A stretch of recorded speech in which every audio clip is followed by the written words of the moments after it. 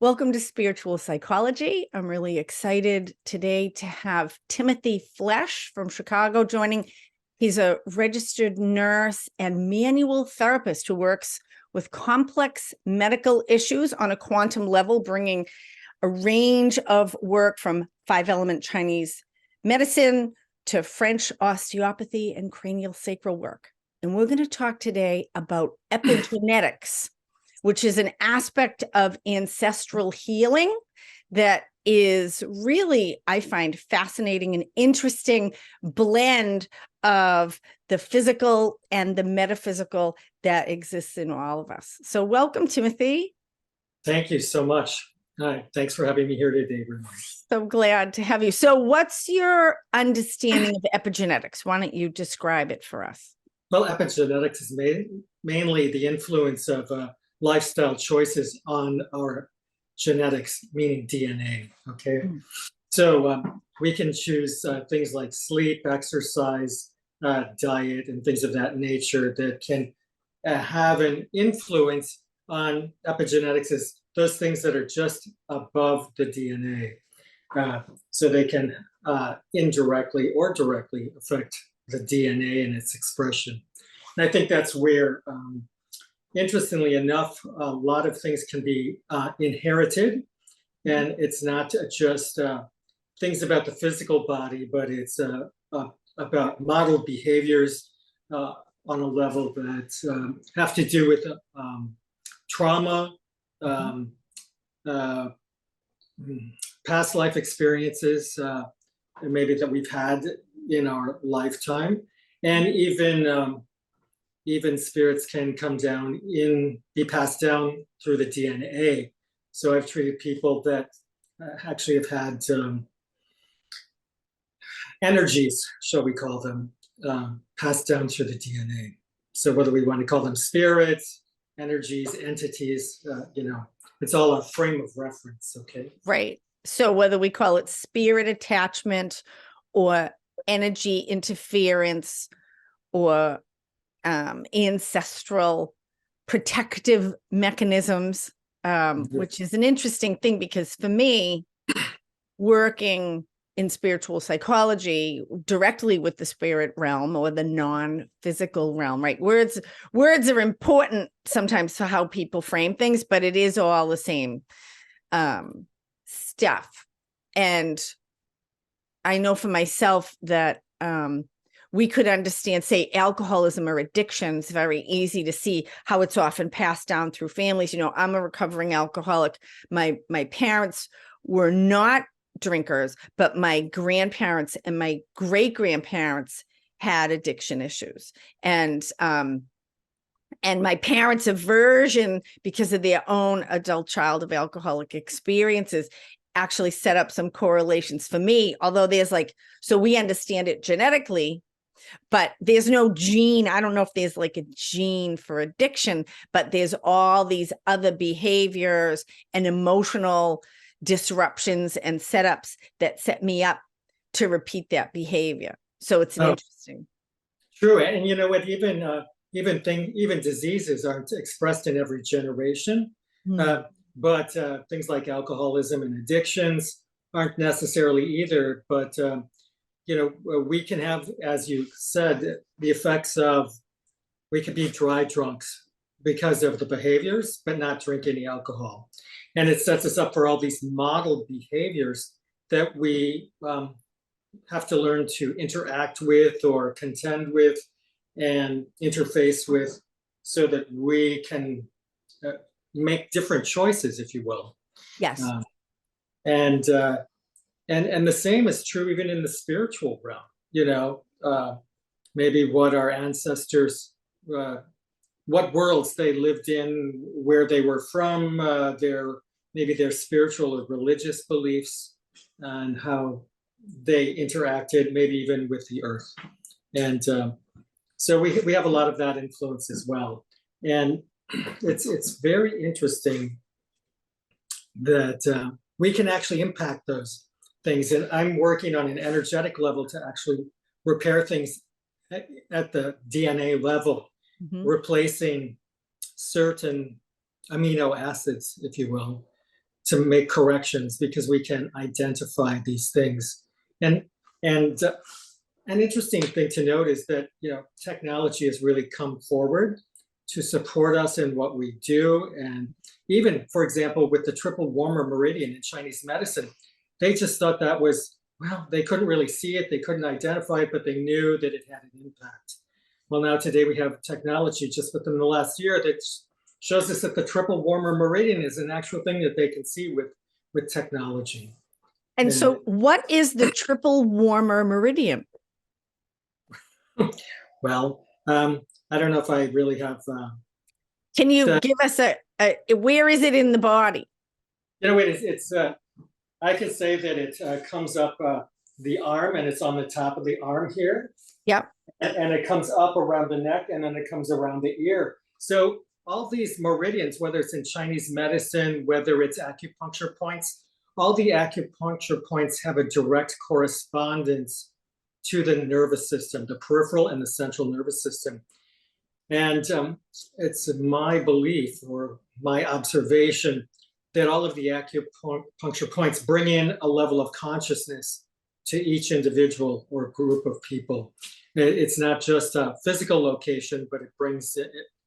The Chinese in classical Chinese medicine, they treated plagues and all sorts of diseases that were related to bacteria, viruses, fungi. At that time, just with simple herbs and the points. The points are very, very powerful. And sometimes it's just the simplicity of the work of the points that can bring in such a huge impact on the physical body, but also on the conscious awareness, and even on a spiritual level. I mean, the people that did this acupuncture, or wrote these acupuncture tomes, they dedicated their life to a point, oftentimes, a singular point, not even a meridian. So I think it just demonstrates the power of it. And another name for triple warmer meridian is Sanjiao. And that relates to energy centers also, the jiao in the body, the upper, middle, and lower burners. And we would think of that, the upper as our lungs, the middle jiao as our abdomen with our stomach and intestines, and the lower jiao with our pelvis. So, wow, isn't that interesting? Energy. Well, it seems to be a constant theme throughout all of these things that we can engage with, talk about, and explore on both a personal and a group level, or a matrix level. I think it's even a better word, as a matrix within this universe, this country, this world. And so when we talk about epigenetics, which is these perhaps diseases, perhaps behaviors, perhaps emotional states or conditions that are passed down, mental structures, even social structures, that are these kind of ways that genes get triggered or shut down, and all the that's how my understanding of it is that right. It's just turning the on and off, the gene expression on or off. Right. And genes have lots of different, each gene is like a piano that has different keys that are playing or not playing. Correct. Right? So it's not like the gene is on and off. There's little expressions of it that are on and off. And so we have this embodied in ourselves. The good news for me about epigenetics is that it can work the other way as well, is that we, so for myself as a lifelong now healer, after being a crazy person for a really long time, I know for myself, like my genetic expression is really different. Like that's obvious in my children. And although there's certainly some things that they got there, so we can also heal ourselves and play different notes on those piano keys, or pull the ones up that are stuck. And that's how we can heal our own epigenetics in present time too. And so how do you work with people epigenetically? Well, I think it's interesting because, it's all about a story, right? And a theme that often presents itself in our life. And that manifests in behaviors, belief systems, and a number of other ways, physical manifestations of how we interact, how we interact with individuals that maybe mirror what we like or what we don't like about ourselves.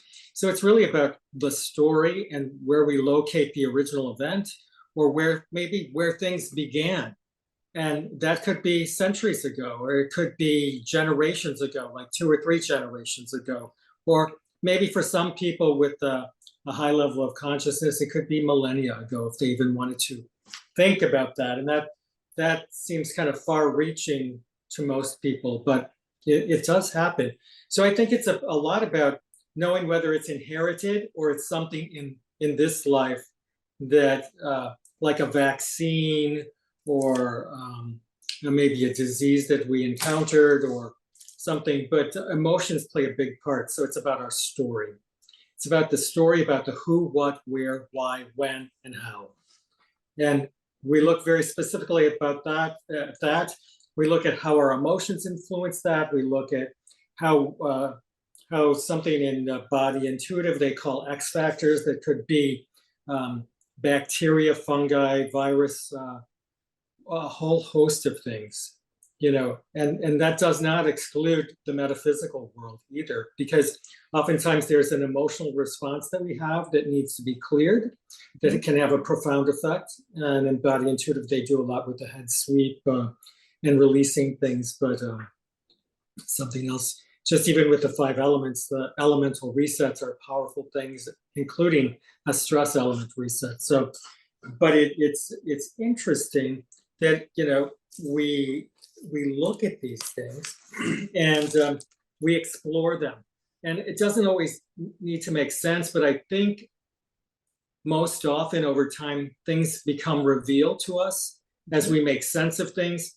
And I think psychologists and therapists are important to mental health workers because they help us tell the story, but oftentimes we get stuck telling the stories, and we prolong things that we're not really changing. Sometimes we're changing, but other times we're not changing. And are there other ways that, other things that we might do in conjunction? I always tell my patients, ask them if they're seeing a mental health therapist, and if they are, I say, well, that's fantastic, because it allows what we do together for them to process in a different way in their session with their therapist.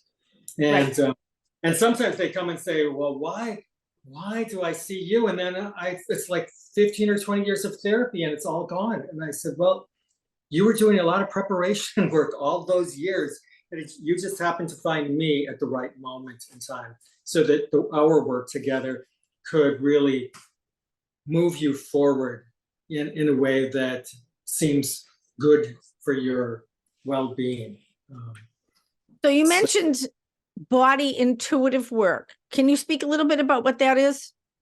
Yeah, it was developed by 2 women, Dr. Janet Gallipo and Dr. Laura Stuve. Dr. Stuve is she's an epigeneticist. She studied at Stanford on the Human Genome Project. She's run a lot of biolabs. She has a gift of condensing information down into its simplest form that really has a magnanimous effect on people in developing charts. And I've shown some of the epigenetic stuff that we've studied to some of my biotech lab people and scientists, and they say, wow, she's distilled the essentials down to 1 page. And Dr. Janet Gallipo is a classically trained acupuncturist. And together, these 2 have been teaching. They taught in the Body Talk system for a long time, and they have a big following. And now they've transitioned to body intuitive. But the information is comprehensive. We're looking at the nervous system, the immune system, the endocrine system, all of these body systems. And it uses applied kinesiology, or a biofeedback loop with the body, that is able to get at information that sometimes we can't access through our mind, right, or through our thoughts. So it's really like accessing your innate intelligence. And that's something that a lot of chiropractic philosophy is based on as well, like D.D. Palmer and the Palmer School of chiropractic. And, they talk about the innate intelligence of the body. And I think with skilled practitioners, it's so important to know that how we ask the questions influences the answers or the responses that we get. Absolutely. Absolutely. I know So- for myself. Oh, go ahead. Go ahead. No. So I know for myself, I primarily work with the body, but not in a manual way. So we let the conscious mind have a nice rest and just observe, and we open up to our more body-centered, intuitive ways of knowing. And that's how I access epigenetics and ancestral healing work with my clients. In fact, I'm doing an ancestral healing workshop this Saturday. I'll leave a link and I'll talk a little bit more about that in the end. If people want to do some ancestral and epigenetic healing work, we can look at where the stories are stored in our body, or where the energy, the emotions that go with those stories are stored in our body. And they're absolutely direct portals to the ancestors, to that information, in the metaphysical or transpersonal realm. And then we can work. So I work primarily with people using their active imagination or their own physical experiences, their psychophysical experiences. And like you said, there's all this information and wisdom that's stored in our body. And when we can access it and allow it to have a voice, however that voice is, whether it comes in a form or whether it comes in words like a story or some kind of sometimes it'll actually be a narrative. I worked with a client this morning who has a lot of trauma that she stores in her pelvis and has a lot of pelvic pain. And so we went into the pelvic pain and we ended up actually at the birth trauma that she had unbirthing her daughter. And the part of her that felt really bad that she wasn't able to vaginally birth the child and that she had to have a C-section, and she had like all this shame around it that then was tied actually to her ancestors. And we went back and there's her grandmother who actually was in a mental hospital, and she had all this fear that postpartum depression would send her back to her grandmother. And so there's this, we don't know where we're going, but we end up in this family line that as she heals herself, it's very interesting that there can actually be more peace in the ancestral realm as well. It's so true, because even doing cranial work, you can have these somato-emotional things stored in the body. And with all of our modalities, I think it's finding where in the body is it stored and allowing it to be transmuted, allowing the effect to be neutralized. The emotions have a large effect on our physiology and our biochemistry in our body, as well as the structural alignment in the body. And sometimes just by doing some of this work, right, it optimizes the structural function, a structural alignment. So we can do things with energy. We can do things through manual adjustments in the physical body, but it's the interaction between the physical, the emotional, the psychological, and the spiritual in those realms. And sometimes even the ancestors come forward to bear witness to these changes, and they come in the room, and it's depending on the relationship with the patient or the client, bring that awareness that the ancestors are there to support them in their journey forward, because we know that when we do this work, it's affecting all of us, past, present, and future, because we're making these changes, and that's what's so important. And this is a real exciting time to be doing this work, because people are more open, more willing to explore, and they find that they're getting better. So I think that's a real positive thing. And you never know where the story is going to unfold. And that happens even with the neuroemotional technique, or NET. They're tying stories and trauma and experiences, because it's about, it doesn't matter it matters if something happened, like if you were raped or you're not raped, or you were felt you were wounded because it was your perception. that someone was out to get you or injure you or hurt you, it doesn't matter if it's real or not real. I mean, the real things do matter, but it's about our emotional reality. It's about our perception. Our perception is our emotional reality. Yes. Yes. Perspective. And that is, for me, where a lot of the healing can take place, is when we can shift our perspective on things, on ourself, on our ancestors, a perspective on the story.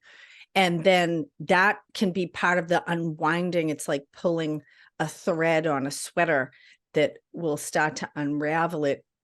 Because I know for myself, in my own ancestral healing and working with other people, one of the really what we just talked about, this idea that doing our own work can be healing for those going forward, for those around us in present time, and perhaps even for the ancestors before us, that our work has this ripple effect, and it can give even the traumas that we've experienced some meaning, in that they can be a catalyst for helpfulness and healing for other people, which is a huge perspective to move from being a victim into being healed and a potential healer of others, even if we aren't working in the healing industry. Just, healing myself actually changes the resonance of all that are around me. True. And I think it's about really, it's not about taking people's power away. It's about empowering ourselves and the individual, helping them understand that they have the potential to transmute these traumas, to neutralize the effect, but it's more about how they begin to respond instead of reacting. So respond instead of reacting. Instead of our nervous system going into overdrive, and we can be the observer, and with calm and peace, we can observe what was happening. Because if you can really look those things in the eye, or metaphorically put eyes on something, you reclaim your power, and it takes the power away from those experiences that they have over us, over you as an individual. How does putting eyes on something, or what I would say is like bringing conscious awareness to it, how does that empower the person? Well, it's my belief that it's helping them understand that they have ability, that they have power, and that they have choice. I think that they have choice, not that they feel the victim, where they feel helpless, hopeless, but by putting eyes, the eyes are the window to the soul. So that's a deep connection. In many cultures, looking at the soul, observing the spirit of the individual. So I think it's about that. Kids and adults, they can have stare downs. Well, who wins? The person that can not blink or what? It's not about win or lose. It's just about understanding that you do have a choice and that you do have power. And when you can reclaim your power, then it helps. It's really integral in the healing process, I think. Well, I would agree. The first step of healing is to be able to face the suffering, whatever it is, right? And what we resist persists or even proliferates and gets worse, right? So, but a lot of people are really afraid. So, for example, like my client this morning was talking about afterwards, like how scary that whole experience. She hasn't wanted to think about that birth experience since it happened, and has decided not to have any more children because it was scary to open it up for her. But it is in facing the things. There's an anagram. I think it's called an anagram when you take the letters of something. So the anagram for fear is FEAR, is forget everything and run. Or from a healing perspective, it's face everything and recover. And so it is in facing, in being able to tell the story, whether it's to someone like you in a physical setting, or someone like me in a more psycho-spiritual therapeutic setting, just being able to tell the story is the place to start and face it.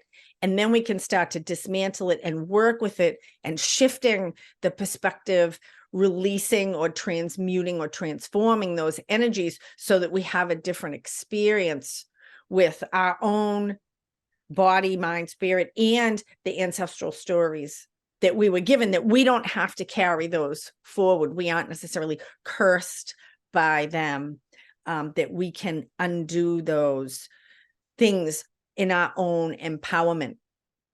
Right. And I think, again, it's when we're facing them, it doesn't mean we need to relive them. It means that we can acknowledge their existence and observe at a level that's safe to us, and that's a process. Excellent point.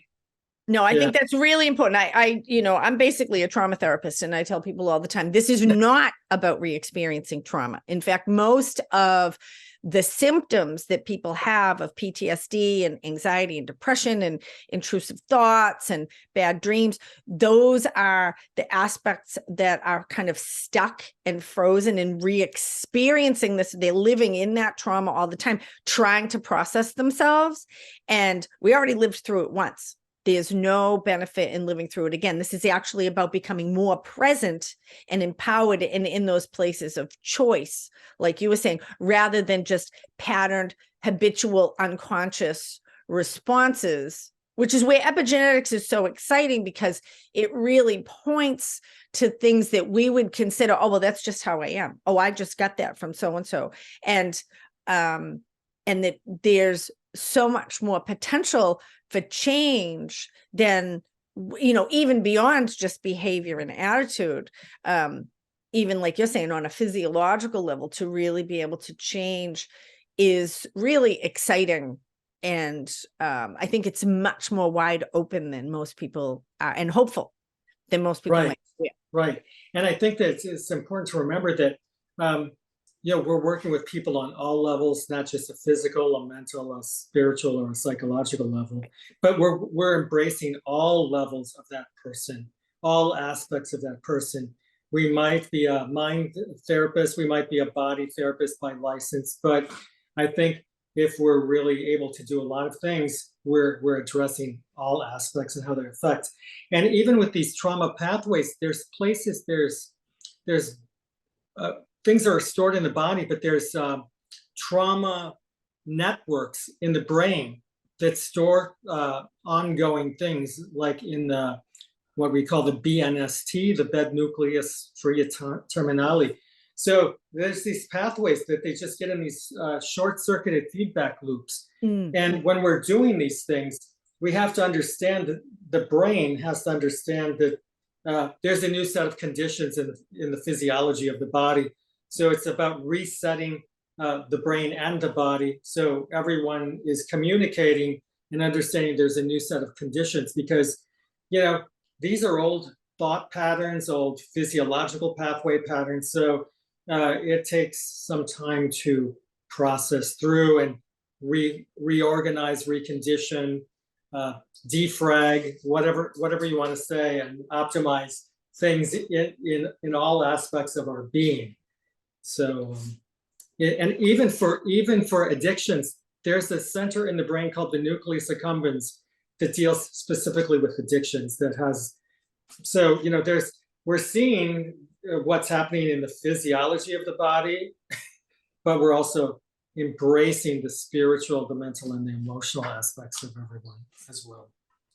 Right. That's what's so exciting, is that there's all these different perspectives or approaches that we can take in the whole person. And I think one of the downsides of kind of scientific materialism is that we tend to look at the body over here, and then we have the psyche and the emotions over here, and then we have spirituality somewhere up here. And really, without any of those things, you're just a lump of meat. You don't have right. Yeah, you don't have a machine, right? Right. So they really are all integrated into this complex system. And you don't have to understand all of it. I mean, for me, the thing that's exciting about the system approach, it's what you're talking about, which is that if we make a positive, constructive change in one area, whether it's body manipulation or emotional release or spiritual connection where a person might feel safe and loved for the first time in their life, like any shift that we make has a systemic shift on the whole thing. Exactly. So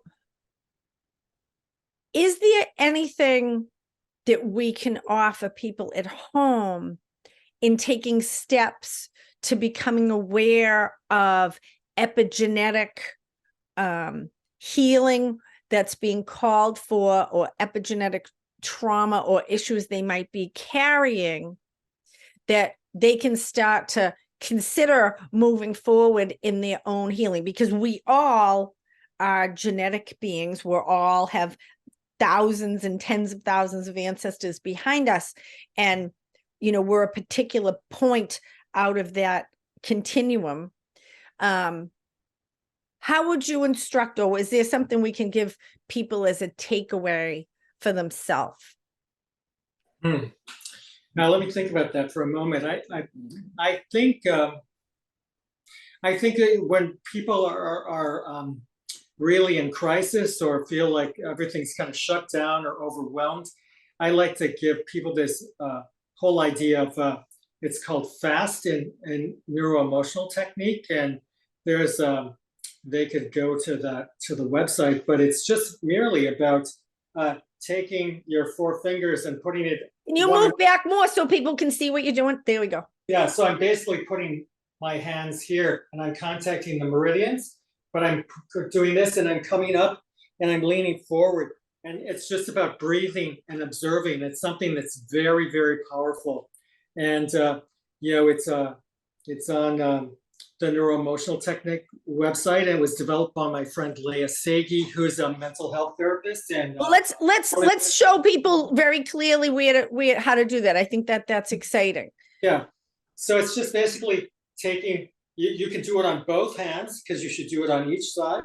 Okay. But it's about taking the 4 fingers, or if your hand is small, you can take the first 3 fingers and just place them there, but you're reaching around. So you take your hand, and it's like you face the hand that you're going to grab, and then you reach around and you grab these points here. So it's going to look like this. And then you just lean forward, whether it's on a table or just slightly lean forward. And because it's really coming and engaging the prefrontal cortex. And it doesn't matter. We don't have to talk about it. We just engage and observe and breathe. And it really transmutes. It's such a powerful, simple tool. That, you know, that to me, what I see with that is that you're creating a different circuit in the body and even just bringing conscious awareness, but to connect with the body. I don't understand what the circuits are, but that makes a lot of sense to me. But the circuits are the nervous system. Yep, so you're connecting the nervous system, and then you're intentionally just breathing. And is there anything they should think about when they're breathing, or any intention with the breathing? Or are you just noticing like to breathe slowly, or? Well, I think you're allowing yourself to experience, whether it's slow breathing, whether it's rapid breathing, whether you're acting like you're having a baby and doing all that. That's okay. It's allowing whatever comes up. Okay, so it's allowing. Okay. So it's really bearing witness to what it is. And it doesn't have to be a singular event. It might be a series of events. And it's like, you don't need to play your video over and over again. Right. It's like cognitive therapy or something where we're telling our story over and over again. And how do we move forward? We watch the video, we observe what comes up. And then we can maybe have some takeaways about what did we see? How did that relate to a parent, a brother, a sister, a colleague, a friend when we were in kindergarten that maybe didn't give us the love or rejected us? It's allowing whatever to come forward. There's no limit. Allow yourself to be in the moment. Oh, that's beautiful. So it feels like, so this is an opportunity to explore, or a tool to use to explore what's happening in your body, mind, spirit, that your intellect might or may not make sense of. It doesn't have to make any sense, in other words, right? That's I always tell Right. people. It doesn't have to make any sense. And it sounds like this is actually an opportunity that there may even be some release and some transformation, even in doing that process. Well, there is release and transformation just in doing that. And you can do that anytime, anywhere, with just yourself or with a therapist. So we hold our hand, we grab this kind of soft part on the other side of the bone. Yeah. And it's just going along right here. So you could even just do 3. Okay. If your hand is smaller, that's what feels comfortable to you. Yep. Or you can use 4 fingers. So where the index is on the soft pad of the thumb. And you can do this on either side, but it's reaching around. Reach around and do this. And you said to do this on both sides. So should you do it on one side and then the other side? Yeah, I think it's, and even children can do this. And they don't have to have words, they can just, beautiful. so it's something that I found to be very profound with NET, and I'm just trying to see if I can give you a website. Well, you can do that. We'll put it afterwards. You can tell me, and we'll look at it. We'll leave it. So that's NET is emotional technique. Awesome. Yeah. And it was developed by this chiropractor, and it's really phenomenal. I can say that's wonderful. Changing many people's lives. So we have this whole extraordinary set of tools in our toolkit, but I'm finding this is something that anyone can do at any time, and it can transmute the charge. It can change and shift on all levels, and it's helpful to have something. But really, I think it empowers the individual. And we can as a therapist, we can identify emotions, and they're using the biofeedback tool like this, so people can see what they might be congruent with. They might think that it's okay to be healthy, but really in their subconscious, which generally overpowers our conscious beliefs, saying, I'm not worthy or deserving of being healthy. I cannot. Those are the deeper, deeper things that we get into of these epigenetic beliefs that keep us stuck in things. So what I would offer people is actually to just do some free writing. If the physical thing feels a little bit overwhelming for you, although I'm definitely going to use that in myself and other people, you can just sit down and just do some free form writing. I like to start with I feel, or if there's a story that's in your head. A lot of times you'll have a story like, I'm not worthy, I'm not good enough, I can't believe I can't do this, or this is impossible. So, and writing it out. Again, this is part of the, let's put eyes on it and actually bring the things that are in your head out onto paper, and let's pay attention to what it is. And then we can be guided to what the next pieces of work are to bring healing and transformation. And sometimes just bringing conscious awareness to it is a huge shift. Right. And actually writing has neurocognitive effects. As we even remember things, or we try to memorize information, and, people don't write. So even if you type, it's not quite the same, but it's about getting the story, being able to come back to it, observe, interpret, bear witness to the story. And I think that is very helpful. So if people want to do some work with you or reach out to you, how do they get in touch with you, Timothy? You know what? Everything's on my website, charismatahealth.com. Awesome. So I prefer people, they can complete things. There's a lot of instruction, but charismatahealth.com. Okay, great. That'll be in the show notes. Yep. And that's the best way to reach me. And awesome. And so if people are interested in doing some ancestral healing work, looking deeper at their own epigenetic process, I'm doing a 4-hour half-day workshop on Saturday, November 18th, 2023.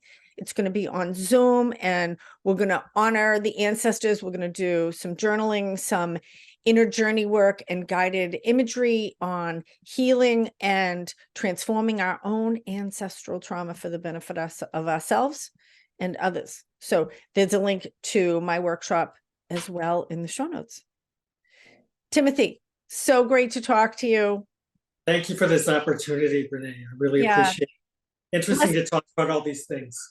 Blessings on your work. And I hope we connect again.